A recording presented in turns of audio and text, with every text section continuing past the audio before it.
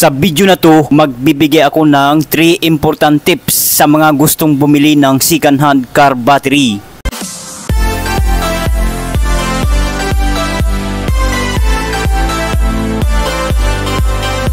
Good day, Kamaster! Welcome sa Battery Master TV. Sa video na to, magbibigay ako ng 3 important tips sa mga gustong bumili ng second hand car battery. Kung interesado ka sa topic na to, stay tuned in ka lang. Meron tayong battery dito na Motolite Gold.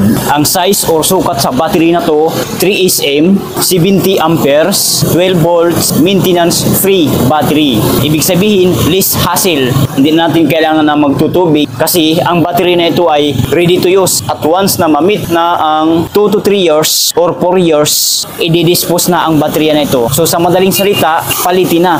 Ibabalik na ito sa mga store na pinagbilhan. Kumbaga isa-swap nyo na pag bibili kayo ng panibago. Huwag nyo itatapon ito kasi sayang maging pira pa ito, mapagkapirahan pa ito. Okay?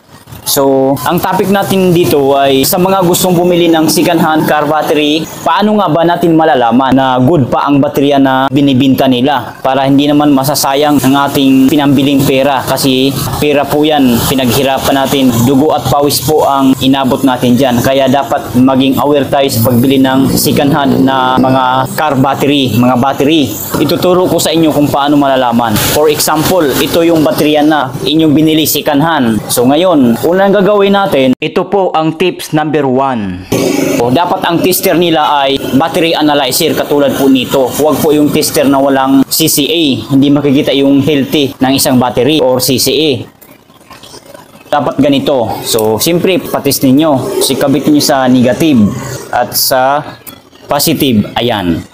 So makikita dito, nakakuha siya ng reading na 12.6 or 12.65 volts. So goods po yan, 100% full charge ang isang baterya. Yan po ang standard na karga ng isang baterya, 12.6. Pag testing ng isang seller, nagbibinta ng siganan sa inyo, ganito, 12.6, huwag kayong pumayag. Kasi po, hindi natin basihan ang pagkakaroon ng mataas na voltahe. Ayan, okay po yan, goods. Pag makita kayo ng ganyan, okay na goods, so bilhin nyo na agad, huwag muna po. Tips number 1 po ito ha.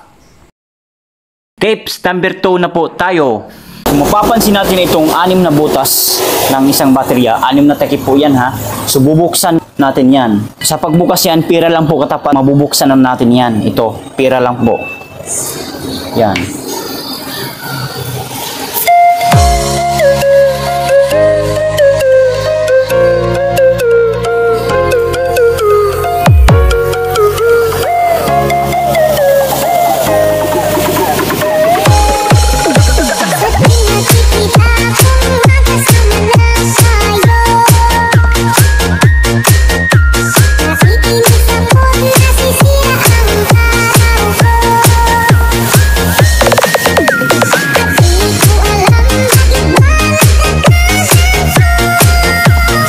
So ayan, bukas na po yan at aalamin na natin ang kanyang specific gravity, kung ano ang status. So maguna tayo pagsukat dito sa pinakaunang butas, sa negative. Yan.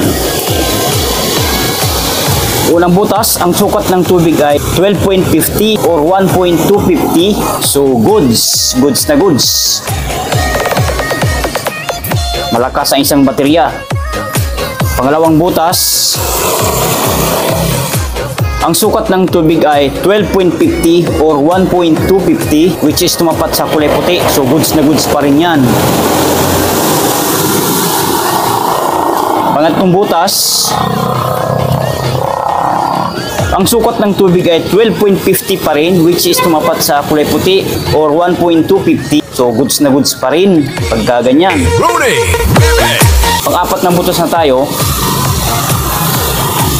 Ang sukat ng tubig ay 12.50 or 1.250. So goods na goods pa rin, which is tumapat sa kulay puti. Pang-limang butas na tayo. Ang sukat ng tubig ay 12.50 pa rin or 1.250, which is tumapat sa kulay puti. So goods na goods pa rin yan.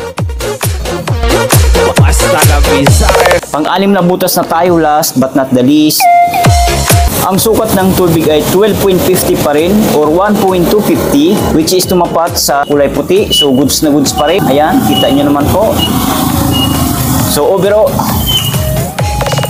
ay sorry. Tatanggal kasi ito talaga.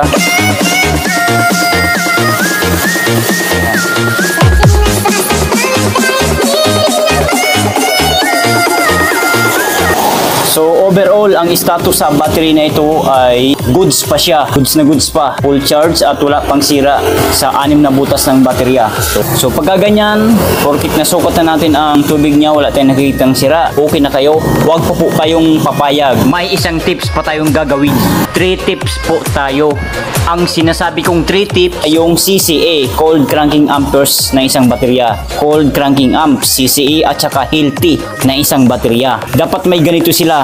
Battery analyzer po ang tawag dito para makita natin ang healthy at CCA na isang baterya. May ganito. So ito, ganoon pa rin, kakabit natin sa negative at dito sa kabila sa positive. Ayan. Ganun pa rin kanyang voltahe, 12.6 or 12.65. So ngayon, i-check na natin ang kanyang CCA at healthy. So okay lang kayo. Regular flooded, CCA. Yan, automatic na nakaset up na siya sa 600 amperes. So i-okay na lang natin para matesting. Ayan.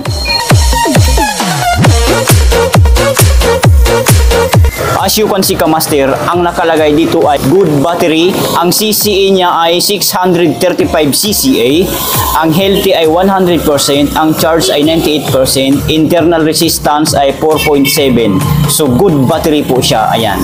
So, konfirmado po na goods ang baterya na ito at kaya pang mapa-start ang mga SUV car, mga sasakyan, L300 or kung anumang sasakyan, kaya pang mapa-start dahil 635cc po, yan po ang minimum bago ma-start ang isang sasakyan. Kung hindi po yan umaabot ng 600cc, kung 500, 400 lang pababa, malabo po mapa-start ang sasakyan, lalo na sa mga diesel engine na makina.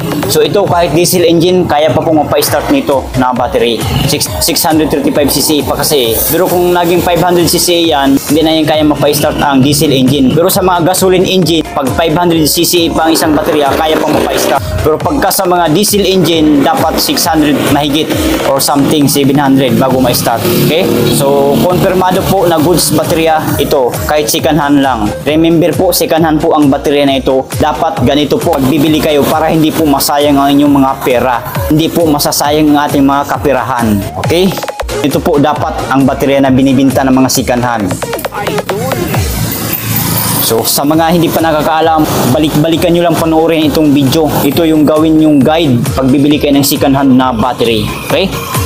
Ganun lang kasi sa mga gustong bumili ng second hand na baterya, ganun lang po kasimple. So yun lang, I hope nakatulong. Kung nakatulong sa inyo ang ating video, please give me a thumbs up. Share nyo na rin sa mga friends, kakilala, kung sa tingin mo na matutulungan ng ating video. And huwag po kalimutan mag-subscribe sa ating YouTube channel, Battery Master TV. Bye!